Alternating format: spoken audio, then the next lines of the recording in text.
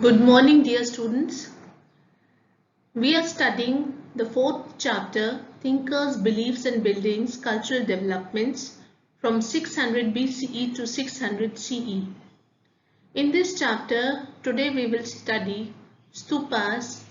I have divided the part in two parts. Today we will start with the first part.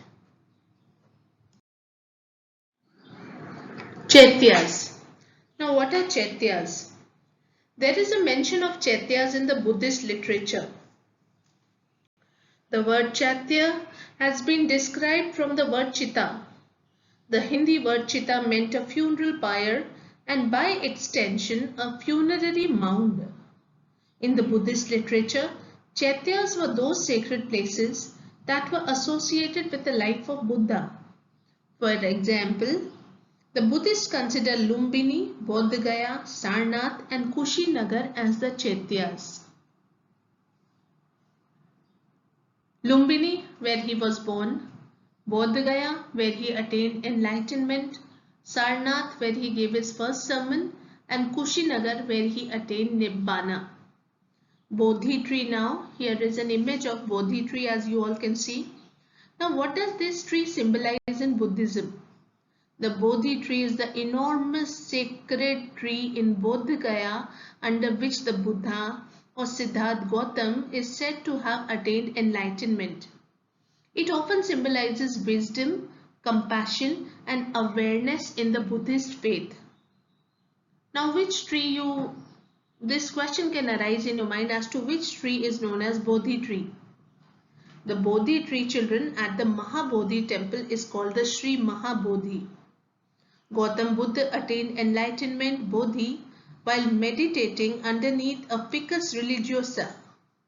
According to Buddhist texts, the Buddha meditated without moving from his seat for 7 weeks, that is 49 days under this tree.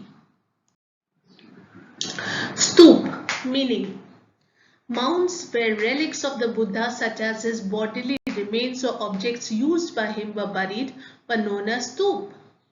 It is known that Ashok distributed portions of the Buddha's relics to every important town and ordered the construction of stupas over them.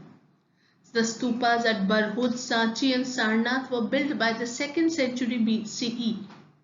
Inscriptions found on the railings and pillars of the stupas gave idea about the donations given by the kings, guilds, bhikkhus, bhikkhunis and ordinary men and women for building and decorating these monuments. Structure of stup. Stup is a Sanskrit word meaning a heap. The structure of stup originated as a simple circular mound of earth called and. Gradually it developed into a more complex structure. Above the and was the harmika, a balcony-like structure that represented the abode of the gods. Arising from the harmika was a mast called the yashti, surrounded by a chhatri or an umbrella. Around the mound was a railing separating the sacred space from the secular world. Here is an image of a Buddhist temple at Sarnath. The early stups. The early stups were built at Sanchi and Barhut. They were plain except for the stone railings which resembled a bamboo or wooden fence and the gateways which were richly carved and installed at the 4 cardinal points. The mound of the stups at Amravati and Shahaji Dheri in Peshawar came to be elaborately carved with niches and sculptures compared to the early stupas at Sanchi and Barhut. The fate of Amravati. The stupa of Amravati was found all of a sudden. In 1796, a local Raja wanted to build a temple. He stumbled upon the ruins of the stupa at Amravati. He decided to use the stone. Then he thought that there might be a treasure buried in that hill-like place. After many years, this site was visited by Colin Mackenzie, a British official. He found many pieces of sculpture. He made detailed drawings of them, but all his reports remained unpublished. Walter Elliot, the Commissioner of Guntur in Andhra Pradesh, visited Amravati in 1854. He collected many sculpture paints and took them away to Madras. These sculpture paints were later on known as the Elliot marbles, as they were named after his name. He also discovered the remains of the Western Gateway. He concluded that the structure at Amravati was very large and magnificent. In 1850, some of the slabs from Amravati were taken to the Asiatic Society of Bengal at Calcutta. Some other slabs were taken to the India office in Madras.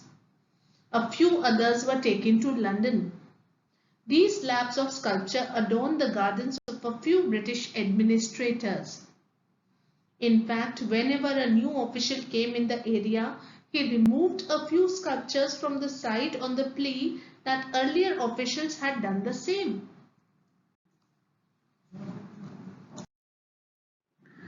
Ajanta Chaitya. Children, this is image of Ajanta Chaitya. View of H. Cole on the preservation of ancient monuments. H. Cole wrote, "It seems to me a suicidal and indefensible policy to allow the country to be looted of original works of ancient art." He believed that museums should have plaster cast facsimiles of sculpture, whereas the originals should remain where they had been found.